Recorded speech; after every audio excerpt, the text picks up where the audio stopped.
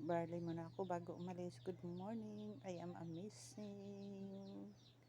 Ito ang original. Kasi may lumalabas na kasi na local. Ngayon, fake. Ito ang original.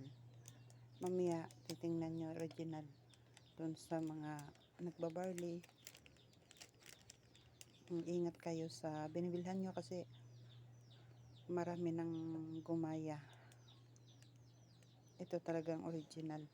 So, pag natikman nyo yung hindi ganitong klase, pero mas maganda, kilalanin yung tao na o-orderan nyo.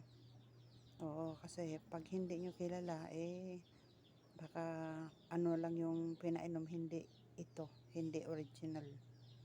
Ito talagang original. Oo. Ewan ko lang kung saan nila kinukuha. Kaya mag-iingat tayo sa mga gumagamit ng barley. Huwag kayo basta-bastang kumuha. Kailangan kilala nyo ang tao.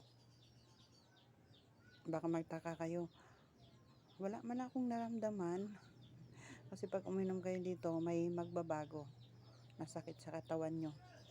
Yung iinumin yung gamot, yung mga maintenance na ginagamit ninyo, mapapansin nyo na lang na kahit hindi na lang ako iinom ng gamot sa pharmacy, ito na lang.